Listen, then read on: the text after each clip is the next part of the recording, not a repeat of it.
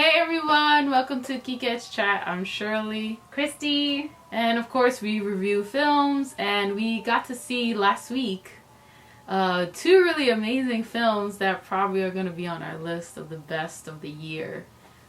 This one we're reviewing is called Knives Out. It's directed by Rian Johnson, who did The Last Jedi, which in my opinion was really good. Be mad about it. Don't care. Oh my god. Yeah, so getting attacked. Yes, Knives Out is a crime / murder mystery. It's kind of like Agatha Christie, but with a modern twist, and it's I think very political, with its statement, which I found very interesting, and cool that he did that. Yes, it's an all-star cast. It has Chris Evans, Daniel Craig, Lakeith Stanfield, Toni Collette, Michael Shannon, Jamie Lee Curtis, Don Johnson, sorry. Catherine, I forgot her name. What's her name? Langford. The kid from It, who I'm forgetting his name. Jaden Mitchell, I think, or something like that. And Christopher Plummer. How are we gonna forget Christopher Plummer? And wasn't it Toni Collette? I said Toni Collette already, right? I think I did. I don't know. Oh, Anna de Armas, who was like the lead, and I almost forgot her. Yeah, and we're gonna start off. The plot is basically Christopher Plummer is the head of the house. He's a crime novelist. His name is Harlan Trombone? Some shit. Tromby, yeah. Harlan Tromby. And he's in this big house, and he has this big family, and Martha, who's played by Anna de Armas, is his nurse, and she takes care of him, of course. And and they find him murdered, I guess, or dead, and Daniel Craig's character with Lakeith Stanfield, Detective Elliot. What was Daniel Craig's character's name? I forgot. Blanc. Mr. Yeah, Blanc. Detective Blanc, I think.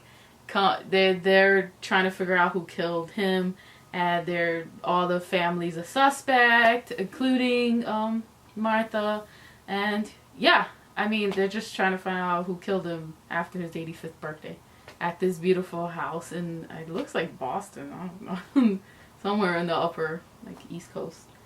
Yeah, so I think we're gonna start with a non-spoiler and then get to a spoiler review later. So I don't know, what did you want to say, I guess, about the characters? I mean, we could start off with who our favorite characters were, not in a spoiler way. Okay. So of course one of my favorite characters is Martha. Yeah. Or Marta. Anna de Armas was good. I never seen her in anything. That was the first time. She's Cuban, which is awesome. Yeah. She's a Latina actress. Right. And I like the dynamics between her, Martha, and Ransom, which is played by Chris Evans. Yeah, he's the grandson of the main guy, Christopher Plummer's character. So I thought that their teaming in the film was actually really smart, and because they're both young in age, and Martha... They're both good looking. They're both good looking, but I wasn't even go there, but thanks, Shirley. But, Martha is this, is portrayed as this kind and sweet girl, whereas Ransom is a total dickwad. Yeah, total asshole. So, the dynamics between the both of them were just really fun to watch, and, And Martha's and Detective Blanc, which is Daniel Craig's character, their dynamic was interesting, too. I like that. I love the one that really Chris Evans as Ransom, the grandson, like I said before. He was really good too, as the asshole, as the playboy of the family. Jamie Lee Curtis as the mother. I like her relationship with the dad, even though there wasn't much shown, but you could tell she had this admiration and respect for Christopher Plummer, Harlan's. Her dad, the character who got killed. You could feel that, actually, even though they didn't have really scenes together. And I guess you could feel that in the dialogue and the way Jamie Lee Curtis was acting it. And also, who else did I like? What's this chick's name? Toni Collette's character, Jodie, the aunt. She was funny. She was very sassy. I loved her. And the grandma, who I totally forgot to put the actress's name down here. The mother of Harlan. Yeah, Christopher Plummer's mother, who's I didn't find her name. I didn't. Yeah, really I didn't find her. Yeah, like, maybe I did, and I just totally blacked out. But like, she was really good. The I guess she's the great grandmother in a sense. All right, and when we say she's really good, she has probably 1 or 2 scenes. But it's just the way she expresses herself through. Like, they're just perfectly done in the film, and then it's kind of like without the grandma, there is no figuring out the story or like solving the case. Yeah. So she's a very important clue. Oh yeah, the references to like that is funny to like Clue and like anything else like Agatha Christie, her book, and then there was None. There was a reference to that too. I read that book. And it's a really damn good book, so read it. Except some of the dialogue is very like, because of like when it was written, you gotta realize, you realize that, but it's racial insensitivity. Pretty much, pretty much. I haven't read anything, but it's a really good book. But with that, it was like.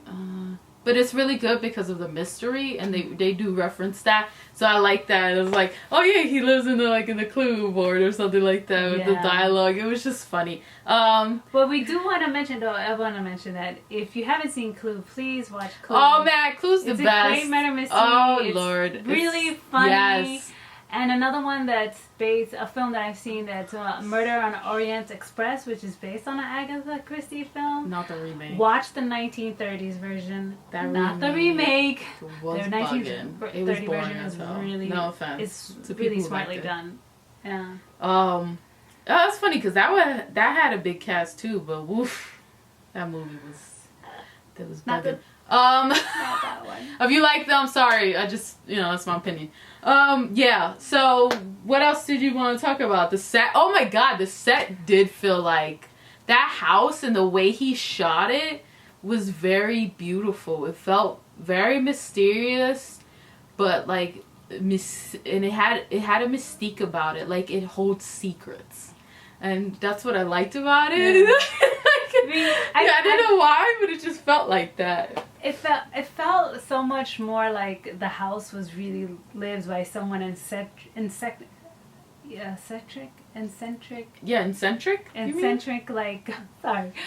Harlan was, because he was a crime novelist. Novelist, so that it totally played well within the film. Yeah, his character and his career. And it just it gave this appeal, like if the family was like really owed like history to it, but it really wasn't, because they also commented on how the family wasn't like, this is not family money, like old family money, like Harlan made the money. Yeah, and the family I mean, there's like all these like, but the family is living commentary on class and money and immigration, which was an important theme in the film.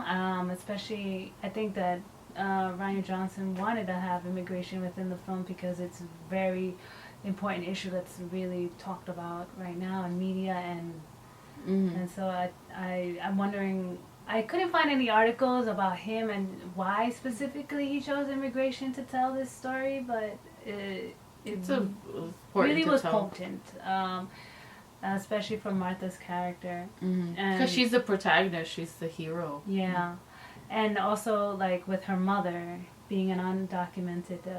Oh, we go into spoiler territory now. Spoiler territory. Oh, so let's just go into spoilers, because we already gave it away. Yeah. So, basically, the plot is Martha's mom is, she's an immigrant. They joke about, like, I don't know what country she's from. I don't know what her nationality is. Because... the family jokes, they keep on saying, oh, she's from Brazil. Oh, no, she's from Panama. And all these different countries. You're like, damn, these people don't even know where the nurse is from. And all this stuff. Lack of disrespect. The disrespect. But the contrast is that they were like, to the detectives, like, oh, no, but we love her. She's part of the family. And so it's like, but you don't freaking know where she's from. And so it is this conversation about like how these people will put these white upper class people will pretend to be like, yeah, I care about people who are not from my social standings or my background, I guess, in the sense, but they literally don't give a shit. They'll just fake it. Yeah, and Martha, she's a smart young lady, and she really, you feel her relationship with Harlan. It's very caring. Like, he really connects to her compared to the other family members. It's like Martha's his family member more than the other ones. Right. And you feel that relationship between Anna and Christopher Plummer's, their characters and stuff. Yeah, and it seems so natural within the film. Yeah. I mean... and basically, in the end, though, like, I mean, what he does for her so she won't, so she won't get in trouble. Like, it's crazy that he really did care for her, like, to go that far. I know. Like, I was shocked within the, like, 15 minutes of the movie, all of a sudden he, like, kills himself, and then because of course, Ransom, who kind of, like, I guess messes up the medication, and Anna thinks she Martha thinks that she gave because Ransom makes Harlan. it seem like Martha killed him when it wasn't. It was actually Ransom. So he was plotting all this in a smart kind of way. So, I mean, the plot is simple in the end. Like, it's like simple, but it's the dialogue that like keeps you like on your feet and it's stuff. with all these witty and characters. Kind of like and the acting have this really like contrast. And I'm not trying to say that simple is bad, because no, simple is amazing.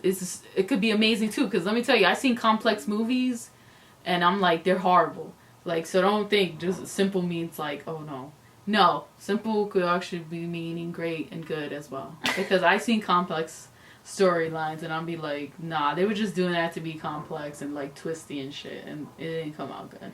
Right. I hear that. Yeah. So right now, for me, like, I read an article saying that Martha's the hero of the story, and I have to admit that I could see that, but I also felt like Martha was, kind of being like absorbed by this whole like class of wealth. Like, there was moments and times where like, oh, you can give me the money, but she wouldn't give back the money, right? Yeah. But I guess because she also needed it too, so it was like this I don't know. I felt like you kind of could see her struggling with like, oh, I want to be good, but I also want this money. Yeah, I noticed that too. She wanted to keep it. So that was actually really interesting. Like she wanted to keep it. Yeah. So like she wasn't like, let me give it back. I guess because it was Harlan's wishes, but at the same time, she probably wanted it too, which doesn't make her a horrible person. No. I mean, you need money to survive, right? And it was Harlan's wish to give her the money in the end. He left everything to her and not his family. Exactly. So I wouldn't have called her like a hero, but I thought it was very interesting. I think she's the hero. No, I mean, she is in the sense that, people did use her a lot. Like, Detective Blanc was kind of using her, and Chris Evans' character, Ransom, was kind of using her too, in the sense of like, yeah, that's what I felt too. Like, she was being used a lot. But she was always she was always smart, and she always like I said, she always trusted, or was always put her values first, and she knew who she was, and she was like, all right, let me do this, and stand her ground when she knew it was wrong in the end. Yeah. And she was her own person. I like that. She was a really good character. That's true. And you don't see a lot of very Latinx, I guess, characters in films a lot, Which, speaking of that, like, I really liked the mom in the film, even though she has such small. I wish they had more dialogue. That would have been great. It's basically her, the mom's, she's trying to protect her mom because her mom is undocumented, and I wish the mom had a little bit more say. I guess because it's a lot of people in this cast. And you do get the feeling between the mom, the sister too, even though they had small parts, you still had that, I guess, that family, you felt that for them, but, I don't know. I guess I just want a little more, but I still liked what we got from the family. Oh yeah, and I actually, with that being said, I wanted to see more from the detective lieutenant, which was that was the thing. Hold on, Lakeith Stanfield. Yeah, detective. I felt like, okay, he's a detective, and then Mr. Blanc was actually an investigator, inspector, or some sort. He wasn't necessarily a detective who got hired. But Mr. Blanc was kind of coming in and taking over this case, and I guess because so it was just kind of weird to see that. And then there was another detective who was actually pretty funny. Who was a big joke fan. Or something like that. He was. I forgot the actor's name. I've seen him in other Rian Johnson movie. He was good. He was funny because he was a big fan of all the crime novels and all that stuff.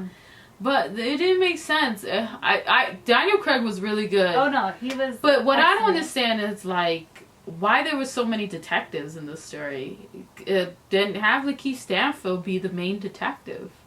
Don't have Daniel Craig come up in here and jack his shit. Like it was, even though Daniel Craig did so well, really good. I just wanted more from Lakeith Stanfield because he's a good actor, and it was really like he was the main detective on that job. Why was Daniel Craig taking over? That I didn't like. Yeah. To be honest, I was like, he should have been the one being like, To be honest, I think they should have just cut out Daniel Craig, even though he was really good. I actually don't think that because I felt like but have him more as a lead. He stood out. I mean, he was a lead. You mean more like the detective. But that was the thing, because even in... Because Daniel Craig's the bigger star, I assume. Daniel Craig's the bigger star, but I think you could have gave them both, like, this balanced role. Like, when I saw Murder in Orient Express... Yeah, that too. The detective and inspector had, like, this really balanced role where they were working on everything together, So it was just really great. But just, like, having, like, a great actor, like, because I honestly think that he's really good, Stanfield. As an actor, really, I mean, I really enjoy seeing him, and even though he had such a kind of small role in this film, he was really good.